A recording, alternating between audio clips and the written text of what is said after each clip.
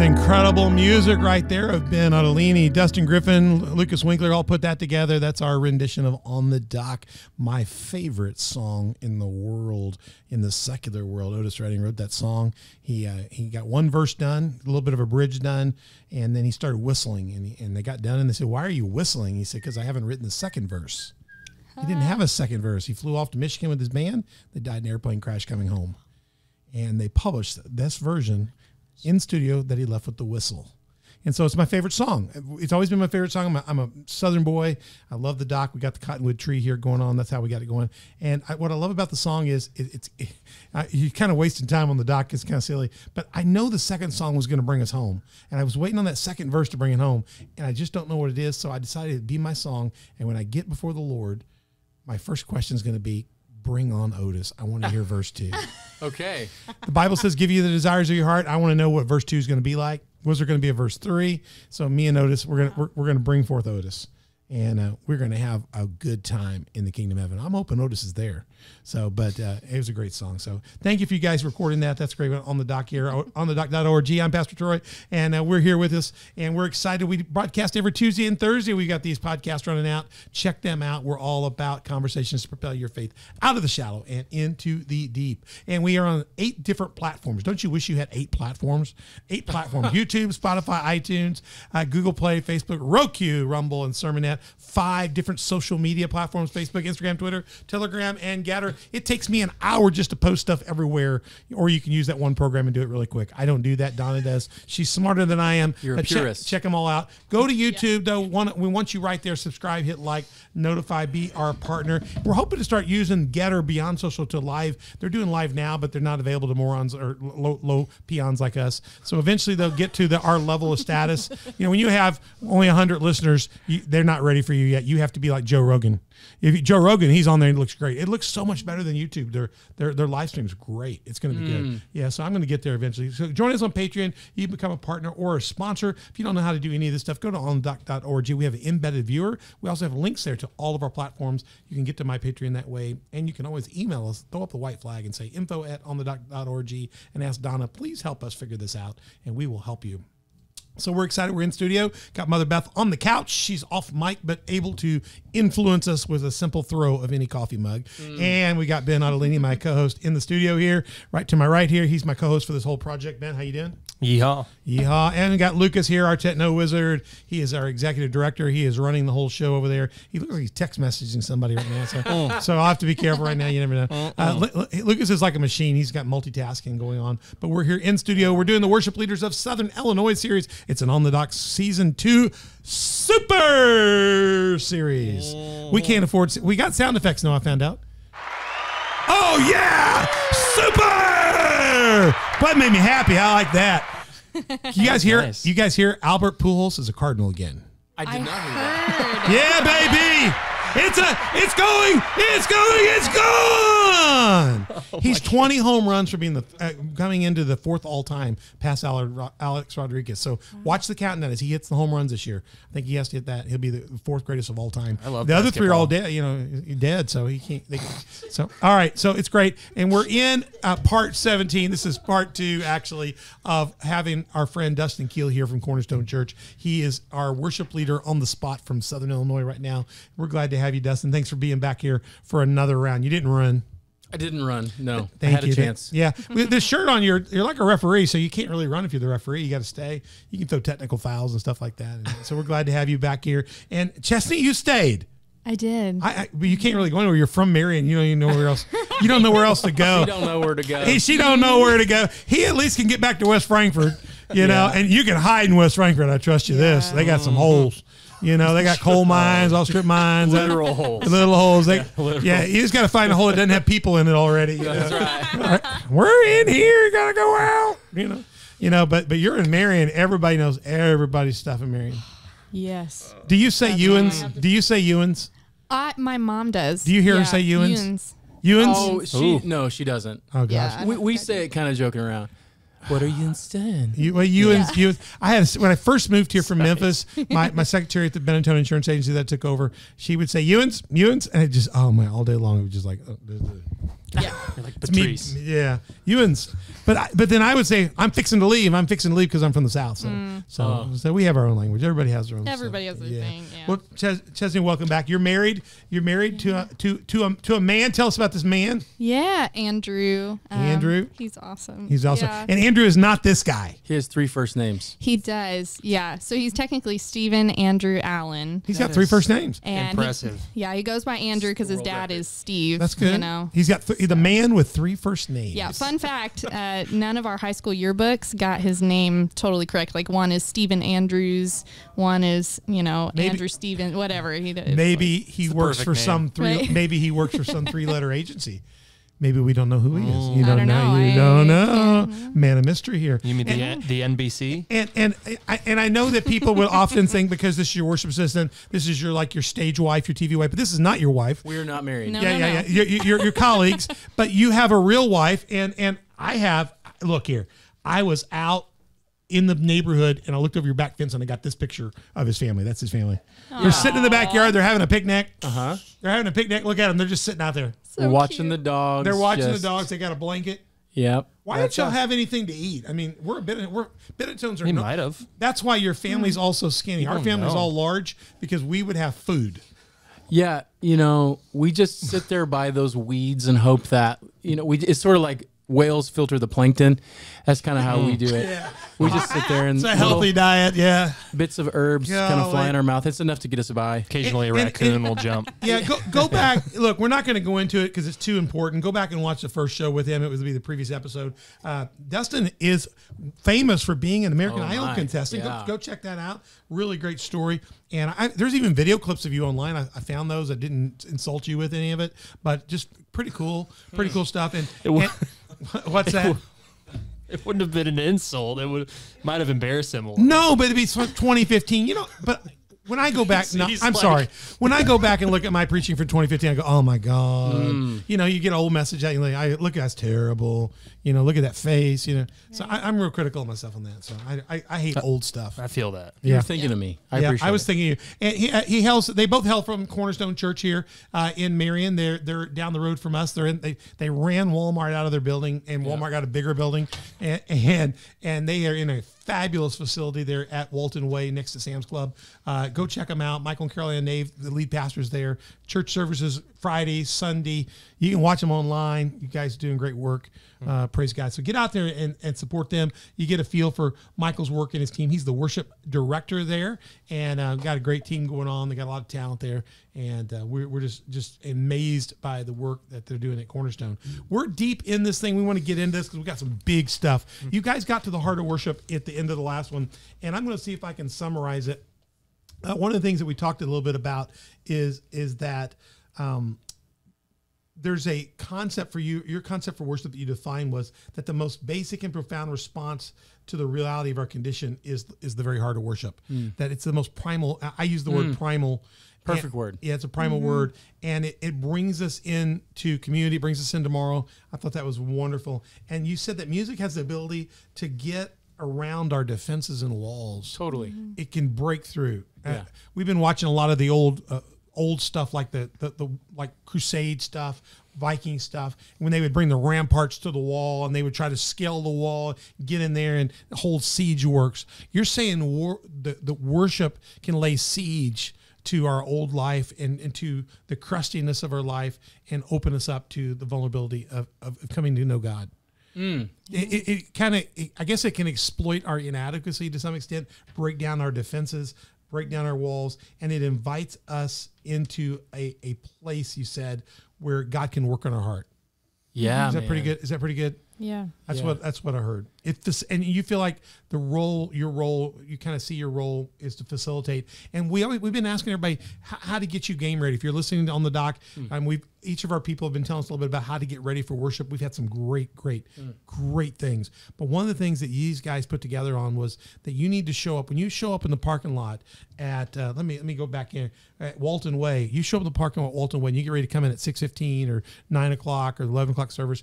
They want you just to surrender. Throw a white flag up and just come in with a white flag and say, I surrender. Oh, that old song, the old hymn, I surrender all. Completely surrender. If you'll come in and completely surrender, they are sure that you can empty yourself out and God's going to do something in you amazing. And maybe God's going to take something from you and share with other people. So you talked about a complete surrender, being out and in with God, opening yourself up to God, but also, in and out.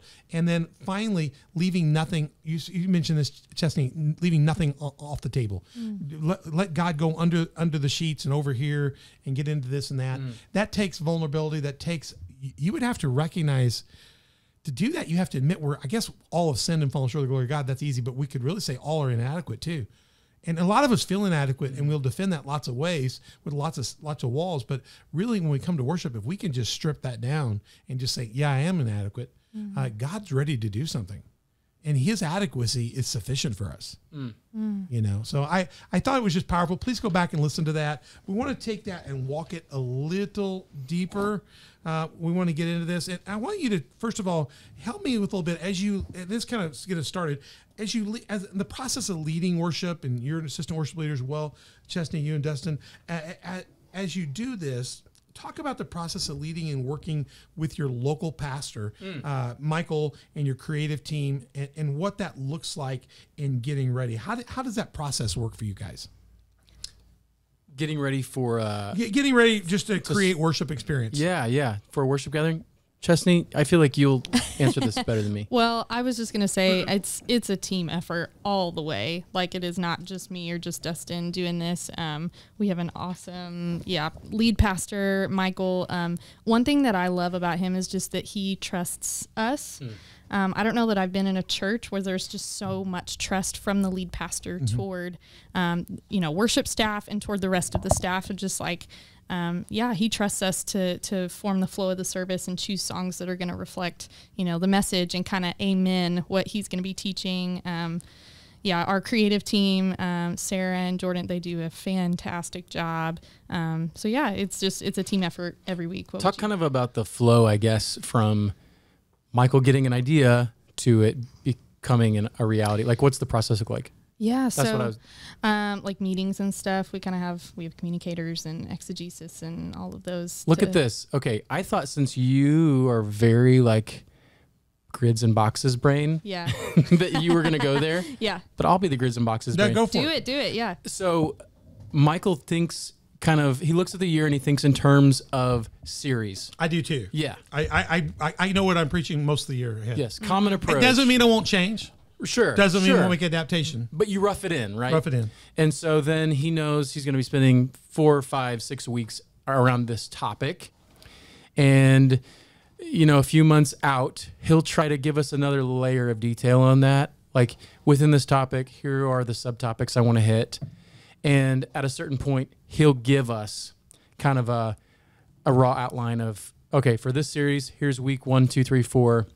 Where I think I'm going to go, maybe the passage I'm going to use, we'll take that and we have a weekly meeting where we look at our repertoire and we try to get in tune with, okay, where's he going? What's God saying through this? And what from our war chest of songs is really in line with that, is really going to drive that home clearly. That's cool. Yeah. So... And our goal is to get at least 2 weeks out. Usually we're more like a month out, and have all the resources and stuff posted on Planning Center, which I think is pretty standard. Right. So you're using Planning Center? That's what we're using here in-house, right? Yeah. And then you guys are using, I guess, in Worship Pro Presenter or something like that. What are you using in the house to show stuff to people? From the production Because worship people always want to know, what do they use? What do they use? Yeah. Alex is our production guy. He's, oh my gosh, he is a gift from the Lord. He is. He is. He came at the right time. Anyway, he's the pro on all of that. So I guess we use ProPresenter, and he just redid. Now our here's the lighting. question: are you on ProPresenter 6? Or are you in ProPresenter 7? We're on 7. Yeah. Are we Which on is 7? problematic. We're on 7 because It we had to build a new computer to get to 7, and it still not seems to not. It's got issues. Yes. It's better now. It's better. We had to build it and then rework it, and we the problem is we wanted to do it sooner, but we couldn't get chips. And, Okay. yeah, but we're on 7. We were way back for a while. How far did you jump? Did you jump from 3 to 7 or? No, we were on 6, but Yeah. we were really late to 6. We were really late to 6. Yeah, we jumped a lot. So people ask that. I just throwing that out. I know that regular people don't care, but worship people, they go, well, I wonder what they use. Yeah, for sure. So it's common stuff. We're all, a lot of us, you guys are using Planning Center, same stuff we're using. Others, I think everybody's been using the same thing so far. So we have a Google Doc Oh, that is a grid, and it has every weekend of the year in it. And as soon as we have information from Michael, she pops it into the grid. and it would tell them what's coming up. And does your team change relatively? If people say, hey, I'm available, this bass player, or do you have a scheduled rotation? How do you do that stuff? We actually, go ahead. So it's kind of two different things. So the Google Doc is just for us and our planning side. That's not kind of outward facing for the team. But it's just that way we have it there for us. Anytime we want to go plan, we have all the supplies You can add notes to that or whatever you need to do. Right? Yeah, so there's a date box. There's a box that says like what the weekend's about, or special notes like is it a communion weekend? Is it like a special event or whatever? And then we put the songs in. As far as the team goes, what was the question again? Yeah, you're recruiting your teams. Are your teams pretty static? Do you have a deep bench? Do you Yeah. rotate?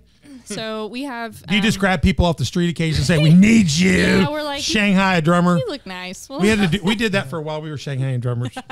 yeah, we have a fantastic team. We actually have a volunteer on our team right now who is gifted with the gift of administration. She volunteered to kind of take over our scheduling, and she's awesome at it. So I handed that off to her a few months ago. Gosh, that's great. It's amazing. Oh my word, yeah. And so yeah, she does everything. We plan about a month out or so, and everybody knows a few weeks out. But somebody gets strep throat, you got somebody can step in, help figure it out, and get some depth. Okay. We actually just started a new-ish system where people have to find a fill-in if they're sick or something happens. Oh, man. They're calling the other keyboardists. They know who they are and cover each other. And Yeah. yeah, that's very cool. I saw your eyes light up. I'm like that's how that's just interesting to me. Yeah. Yeah. I think it's cool. It's been a game changer. Yeah. Let's spend a second here because it's, Keeps you from having to panic and get thrown off, and it lets them. yeah. Because for me, I'm like, if we lose a drummer or whatever, I'm like, well, I guess we'll just strip the set down. You know? Right. it puts you in the role of beggar all the time. Yeah. And then they feel like, ugh, sometimes they can begrudge it. Right. Like you owe them one or something.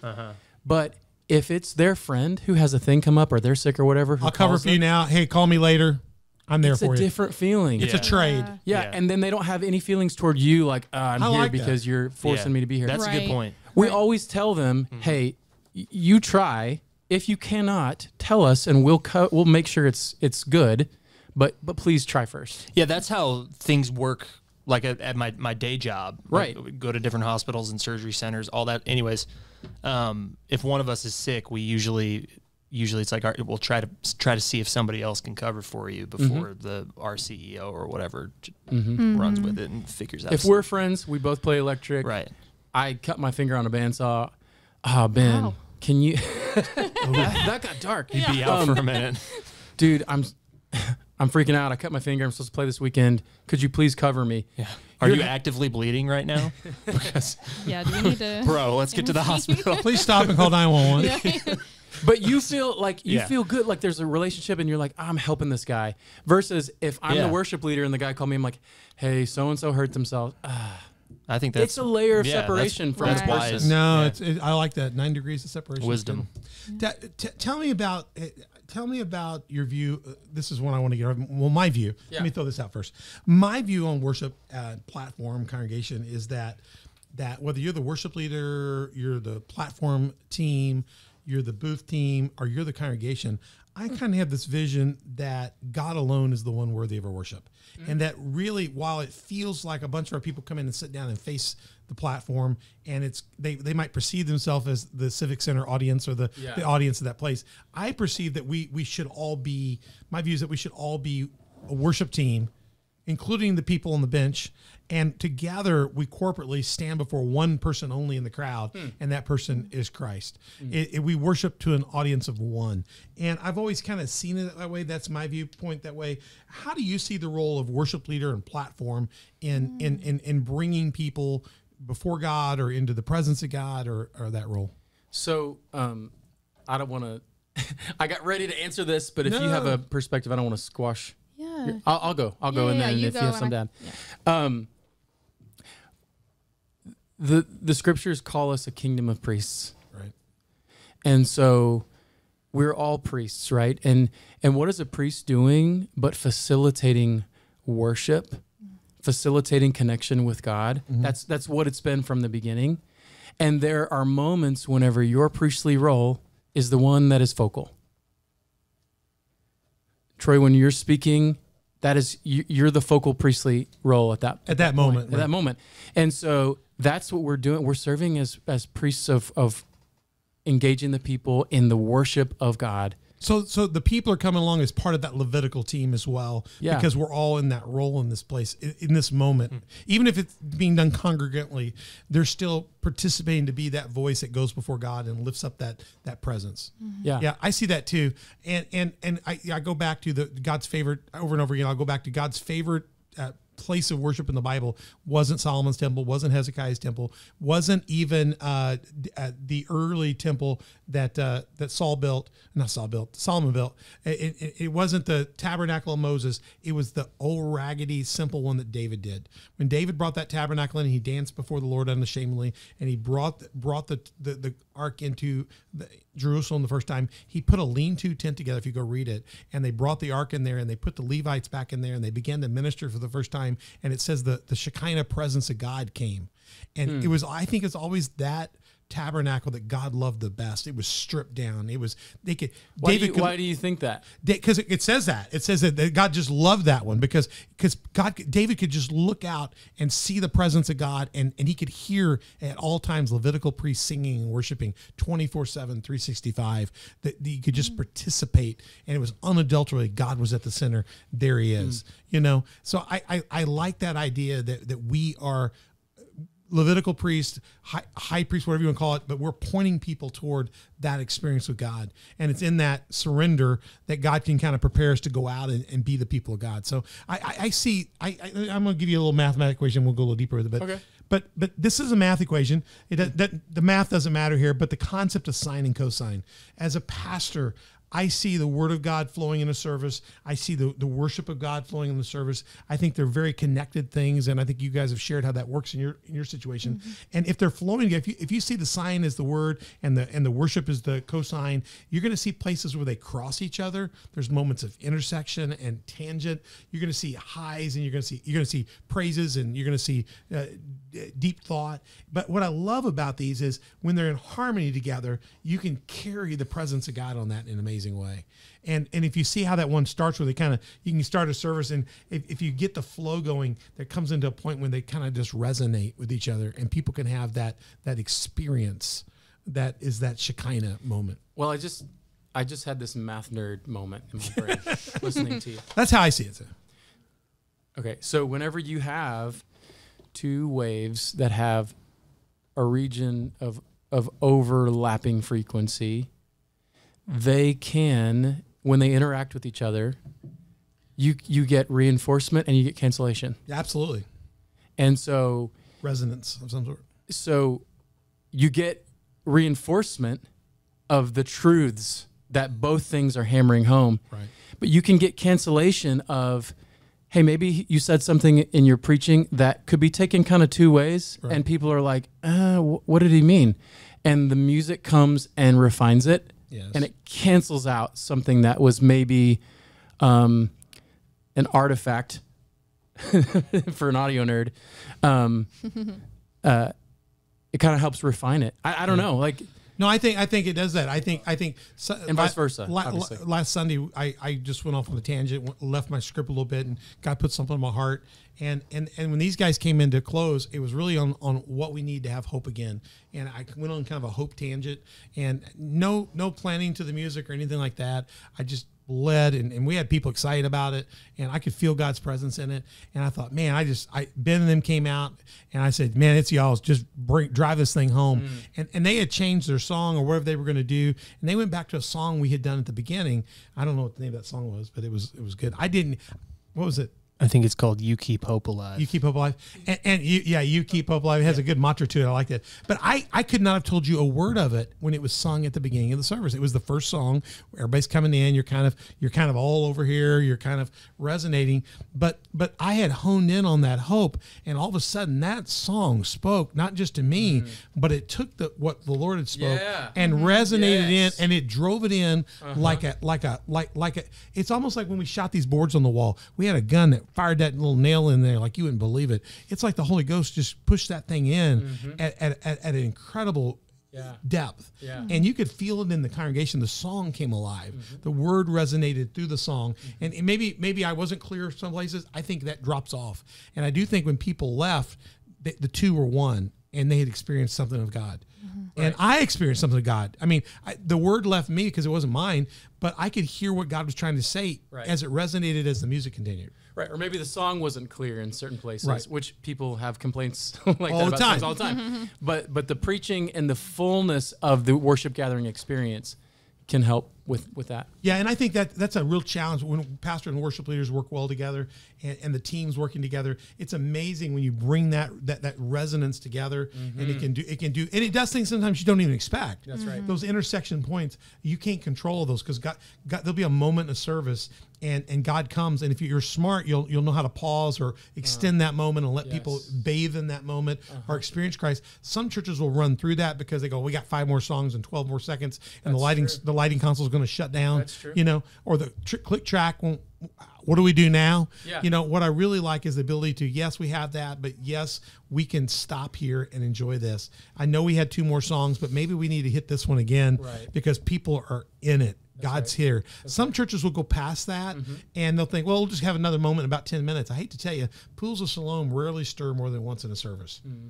God tends to, have that moment, and whether we program over it or just learn how to sit down and enjoy it, I think it's key. How do you handle that? You said it. You said learn how to sit down. Learn how to sit down. Because there are churches that, like you said, they drive past it because they don't know how to foster. I see that a lot, though. They don't know how to steward that moment, that presence in that moment. And instead they go, we'll just recreate it in 5 minutes. You can't recreate that because that's the Holy Ghost. That's the Holy Spirit. Those two come together and create that wave and that thing.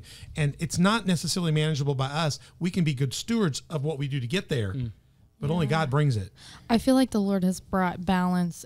So Dustin and I have talked before, like I'm pretty black and white. Dustin's a little more free flowing, and we complement each other, Totally. And I think like I tend to be overly prepared, right? And so I was very uncomfortable with anything spontaneous, anything that's like, we didn't plan for that, like an extra verse or whatever.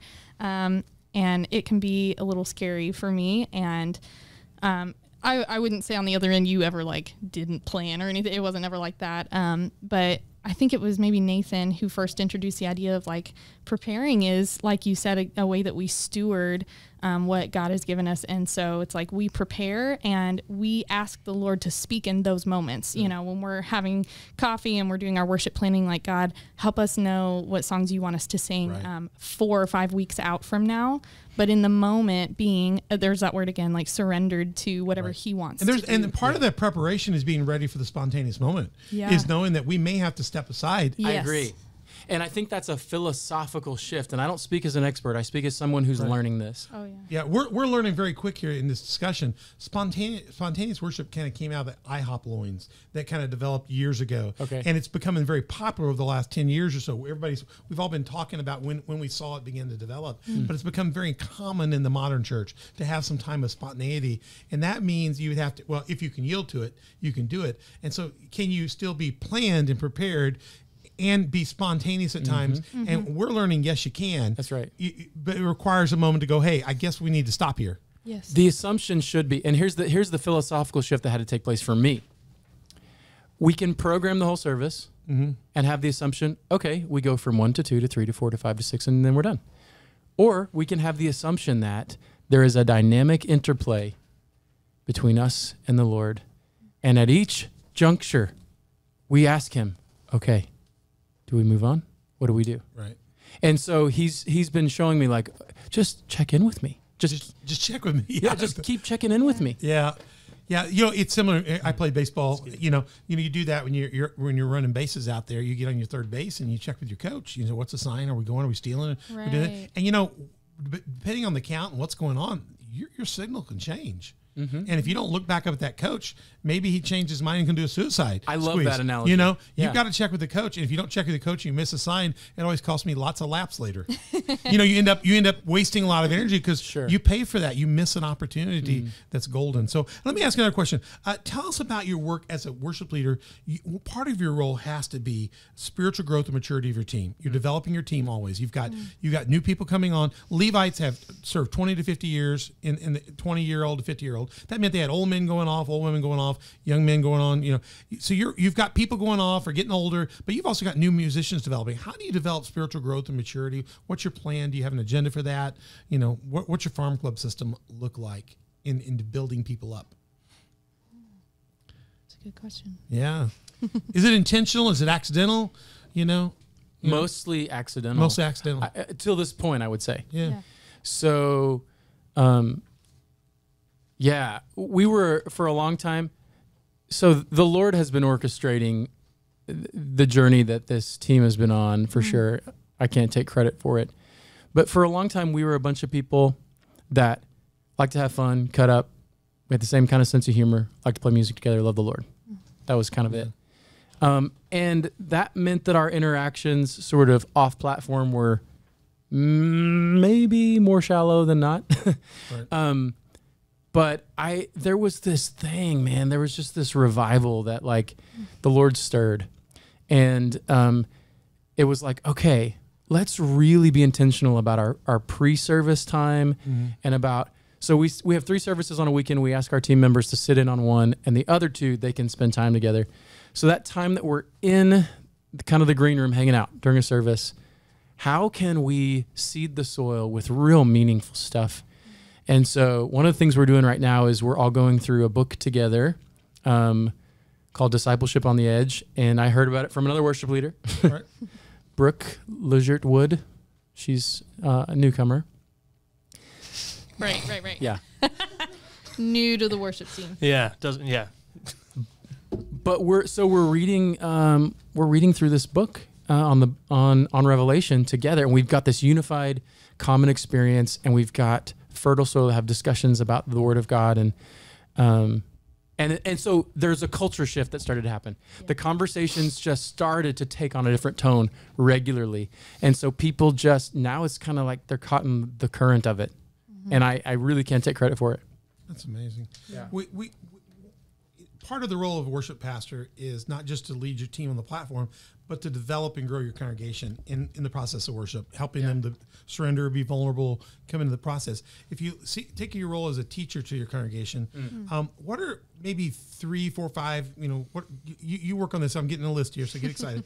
What are 3 or 4, 5 things, I won't hold you to any one specific, that you would like people in the pews and the seats, they're coming in to help understand that would help enhance the worship experience of the whole body there. If they could bring these things in, it would really enhance, it fires us up, it fires the fire up hotter. What are those 3 to 5 things that you could coach if you go, man, these pet peeves I've got as a worship pastor, if only this. And we can be technical, we can be spiritual, whatever level you want to come at on these is fine.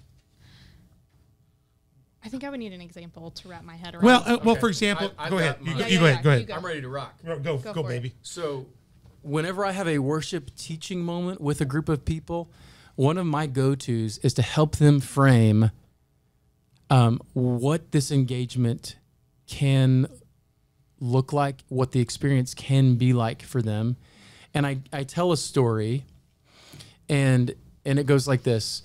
So if imagine you're a kid in high school and you're about to go out the door because you got to get to practice. And as you're headed out the door, you turn over your shoulder and you say, bye, I love you, Mom.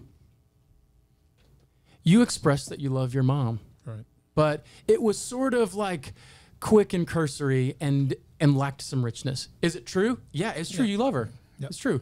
But it lacked some richness because of the way you expressed it. Very routine. Totally, right? But take it a step further and now engage your mind first. Think about why you love her. Right. It might cause you to slow down. It might cause you to walk toward her and to say like this, like you reflect on, man, all that she sacrificed for you, the bond that you have with her, and you might say, your voice might even change, and you might say, I love you, Mom. And it's richer for you, the one expressing it, and it's richer for her, the one hearing it.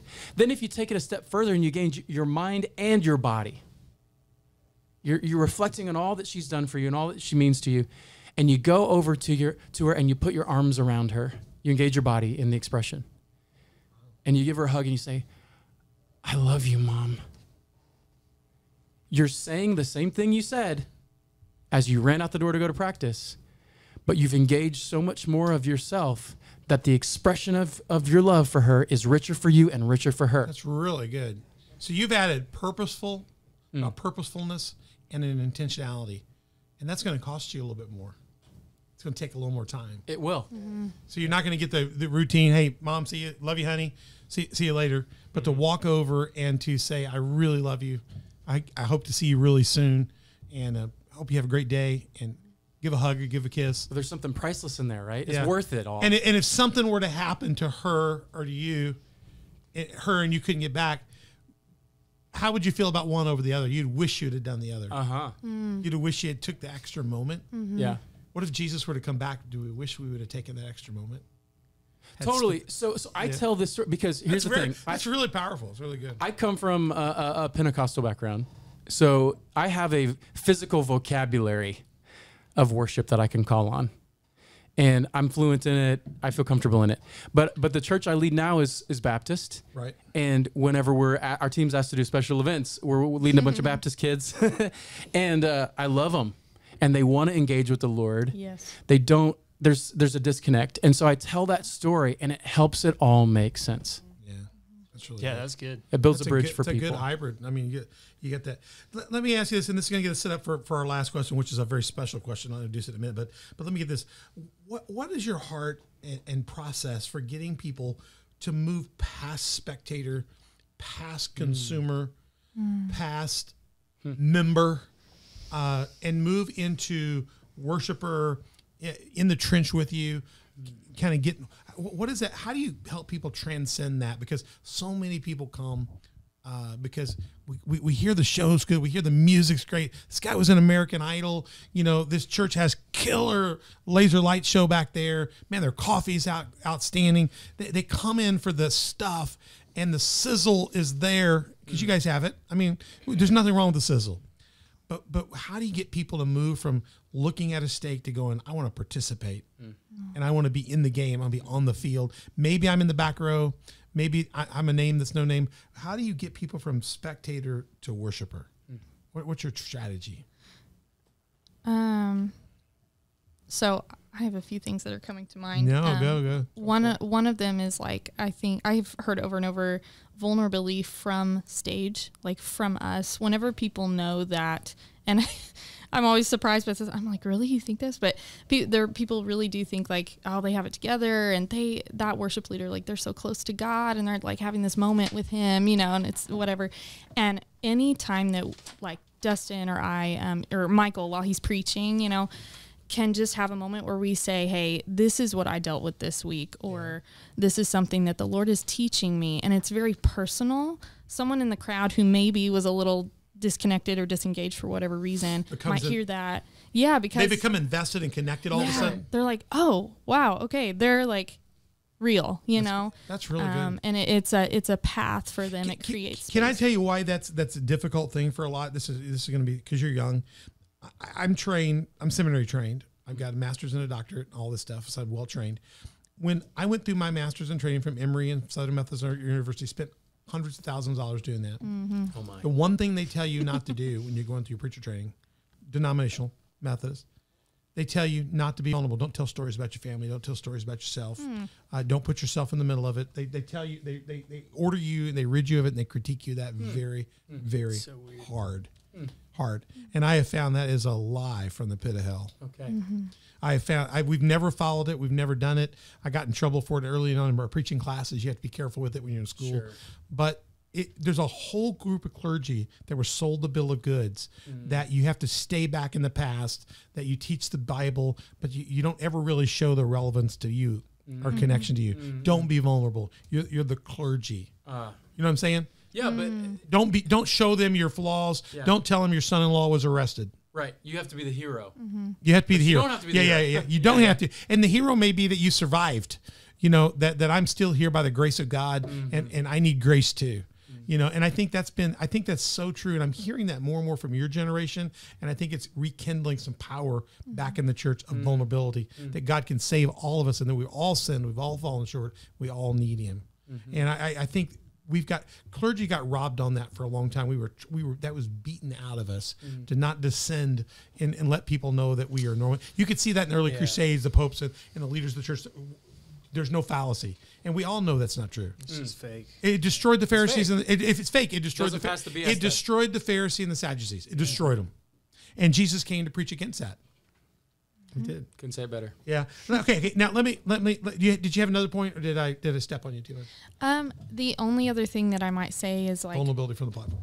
yeah, that's a huge one. I think another thing is expectation. I think there's a lot of times, just as people attend church, it's like, oh, I'm going to go to church today, and Punch the clock. yep, I'll hear a good message, and maybe, Get in, get out. We get in the yard. We'll be working in the garden by 3:00. Yeah, but if you mentally walk in, and you're like hungry to hear from God, and to engage with him and to worship him, like if you're in that headspace when you walk in, it is a game changer. You expect to experience him and have an encounter with him, and that can be, mentally just a game changer for people.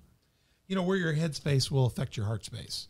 How you set that expectation, the surrender, the aspect coming in. I think that's very good. Okay, last question. We're going to get out of this episode, let you guys get on to other things. We'll have another one soon, but this is a special senior pastors inquiry. I've been instructed by the senior pastors of our region to do an inquiry of you worship people, and so I'm doing this on behalf of them. It's not me. I don't feel like this personally, but so I'm asking this question: why do worship pastors always want to eat into my preaching time? Why do you guys always just want to do one more verse, one more chorus, 3 more songs? You sang that same verse 17 times. Oh, baby. They repeated that thing 17 times. You went 17 times. And I just want to know, why do you need my preaching time? Because I just want to have the answer. Ben told me he made my day a few weeks ago. He came in and I had this thing on my heart. I didn't even tell him. I think he could just see I had something heavy on my heart I wanted to share. Couldn't wait to get to the preaching moment. And in the pre-worship, he reached over and he says, I'm going to cut a song today for you. I'm going to give you a little extra time on the platform. And he's never offered such a thing to me. It was like a Valentine. I was like, oh my gosh, he noticed. And I prayer walked when the music's going on so I can get prep. And I prayer walked with intensity that day. And I was like, oh my gosh, I'm going to get more time. And then Ben. He felt that. Ben did cut a song, but then he extended the one song by 17 minutes and then had 3 other spontaneous courses. And So here's what I think. I think you misinterpreted me from the beginning, because what I was really saying was, I think God's going to do what he's wanting to do in these 3 songs. Yeah. And it did add some. I mean, but there was a few random. You're going to get a little shorter. You say sometimes I'll give you some extra time. Nope, we went longer. It was awesome. So I owe you lunch. No. And what's so funny is when he got done up there, he stopped by just looking at me. All he did was apologize. It's like, you don't need to apologize. We just had one of the most powerful worship experiences because you listened to God and you overrode that old senior pastor. And I didn't even ask him at the time, but we don't have a problem with that really. But sometimes that's a tension in churches between the preaching and the pastor time. I mean, we just don't have that because, to be frankly honest, we don't have an 11 o'clock service. We don't care what's next. So I mean, you guys clearly have a relationship. Yeah. And I just shut it all down if he needs it, and vice versa. I know he would do it if I need to. I've come up and interrupted before too. But I mean, mean, there, you see that tension often. Oftentimes there is a tension between pastors and worship leaders. Sure. You know, those worship people are hard to deal with. That's right. You know, I think we're very blessed to see partnership, and you guys certainly share that Michael's a great partner with you guys. I guess he doesn't come cut you off a lot, all that kind of stuff. No. All right. Well, I guess you guys passed the inquiry. You won't be executed. Well, can we? Sure. Let's dabble. No, go ahead. Go ahead. No, go ahead. A little bibble dabble. Yeah. I mean, the first thing that comes to mind is that. Oops, sorry. Musicians. I've not met a musician that music does not speak to them powerfully. That's great. They connect with them. They get lost in those moments, right? do. And so when they think about the juiciest part of the service, it's the music. It is his music. I agree. And so they want to live there all the time. The pastor, juiciest part of the service is the message. Oh yeah, baby. I was ready. I've been waiting all night. Oh, let's tear into this word. I'm like a pitcher. Wait, I've been warming up and trying to get the game. You God's- won't let me in. That's right. God's got stuff for the people, and it's going to change the way they see Him and the way they understand their lives. It's going to be transformative, and I cannot wait for them to get it. And you know it's juicy, and you want to live there. Yeah. And so both of them, they see their piece so clearly, and have a harder time. It's not as natural to see the other piece that way, and so. I think that accounts for a lot of it. Well, I still see it like signing co-sign. I'm fortunate to have a great partner team here. It's like jumping rope. You know, you just got to find the rhythm. Sure. And get in the flow. I love that. And I think nobody, I mean, we're very blessed with that here. It's not a problem here. But I see that in a lot of churches, though. Back in my day when I was leading in Methodist churches and stuff, your choir director and your pastors could have some of those violent relationships you could have in a church in the old day. Because, you know, they planned all this all week and the choir's got this plan. They're going to do 3 extra. You know, you would pick that or this music selection. Yeah. I'm very fortunate today that, gosh, I don't even know how we pick songs. Right. I mean, I send him stuff occasionally. I don't ever get anything on one hardly. And But oh my, if your identity is built on any of that stuff, then it's just at another toast. level. What Yeah. what I love today is the partnership, and when it's flowing well, you know what's great is that days I didn't get my extra time, but I did take it, and the good thing was that time wouldn't have been effective had he not done what God showed him to do. I and feel you've that. got to I hear trust you. that. You've got to be vulnerable for that. And honestly, I think what causes us to get in tensions in some churches is we get worried about what the people are thinking about the time. But if Sure. you surrendered it all, it doesn't really matter. That's Because true. him and I are going to, we'll go eat later. We're going to eat. Don't get me wrong. But Yeah, we have to be able to trust that each of us are trying our best to to yield to whatever God and I think wants to that's do. key to really seeing God dynamically move in a church. I hear you. And I think that for me, it comes down to there are a list of concerns to keep in front of yourself as you are leading a worship gathering. Yeah. Yeah. And they all have to sit in their appropriate seat of Chesney, you priority. have a good day. We'll see soon. She's got work to do. She's got to skedaddle. Yeah. And so That's what happens when you got to get things ready. Get the fire lit. You know, you got to get starch in his show clothes. You know. All right. Thank you for Hey, coming. Lord bless you. Keep going, brother. No, I was just saying, like, so it's not that being mindful of the time is not something we need to do, I agree. but it sits firmly underneath God's prerogative to do something else. Yeah. And so we can't get the cart before the horse. And so I think that happens sometimes. Yeah. Yeah. And I think there gets to be tension there, and we let the crowd put it in it. And what we need Sure. to do is just stand Yeah. before God and monitor the flame, and whatever it takes, and trust God for the process. Sure. And that comes from good partnership. So, hey, we're going to jump out of this. Dustin, you've been incredible. Chesney's been great. We're going to come back in a third episode. We just want to remind you, Cornerstone would love to have you come on out to church there, 6:15 on Fridays, 9:15 on Sunday, and 11, and come out and check out the ministry and the worship team that Dustin leads. It'll be incredible. Michael would love to have you there. I hope you'll go check it out. Also, we'll have him back in our walk away series for this. Third part of this will be part 18. We'll have Dustin back real soon here to wrap that up. So I hope you enjoyed what we've seen here. You can go to onthedock.org to check out all of our links and details and get to all of our different platforms. Email us at info@onthedock.org. We'd love to have you. We got 8 different platforms, but go to YouTube, Spotify, and iTunes. Those are primary. And get set up, get subscribed, liked on all those, and go check out our different social media sites. Get on there, talk about what you've learned and seen, maybe share some of the clips from us. And we'd love for you to share this with your social media media, hit like, hit subscribe, whatever option that gets you connected with us when we're out there. And we always look forward to your partnership through Patreon. Go check out Patreon and become a partner or a sponsor. And we'd love to have you at Community Faith Church. If you just don't have a church home and you don't want to go, 5 miles, well, not even 5 miles, or 2 miles, or you got time, you go to all three of our services. You go to them at 9, come back here at 10, go back at 11. You can figure it out. We'd love to have you at coftv.com. You can check us out that way too at Community Faith. It's been great. As we've been wrapping up this whole series, we're going to feature going out of here as I sign off. Dustin came in and did an incredible worship piece for us in our studio. And so we're going to feature that worship so you can experience that. Get out An original worship piece. It was his piece. It was his piece.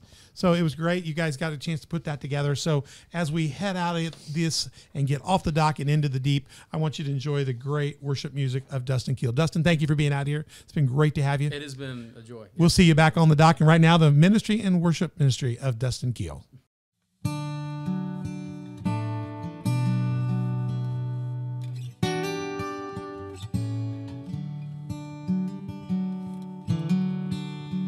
As each night breaks into morning, gentle mercy beckons me.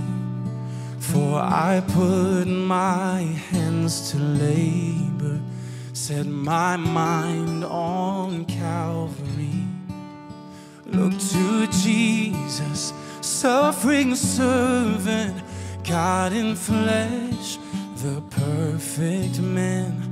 For the joy that was before him, laid his life down as the Lamb.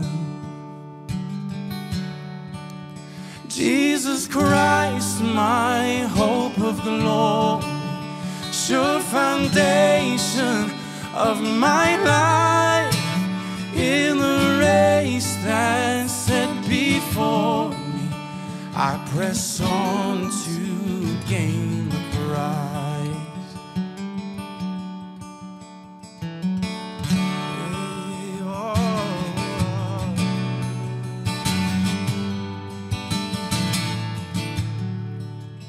When temptation's snare has seized me, I will cling to Christ's decree.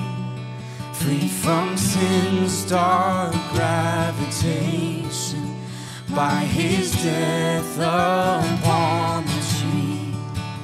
Final breath cried, it is finished, settled for eternity. On the third day resurrected, he secured my victory. Oh, Jesus Christ, my hope of glory, sure foundation of my life. In the race that's set before me, I press on to gain the prize. When the final night has broken, shines the kingdom of the sun. Oh, the highest commendation when we hear him say, well done. In the presence of the author and perfecter of our faith, we will shout our testimony. You have kept us all the way. Jesus Christ, my hope of glory, sure foundation of my life. In the race that's set before me, I press on to gain the prize. Jesus Christ, my hope of glory, sure foundation of my life. In the race that's set before me, I press on to gain the prize. I press press on to gain the prize. I press on.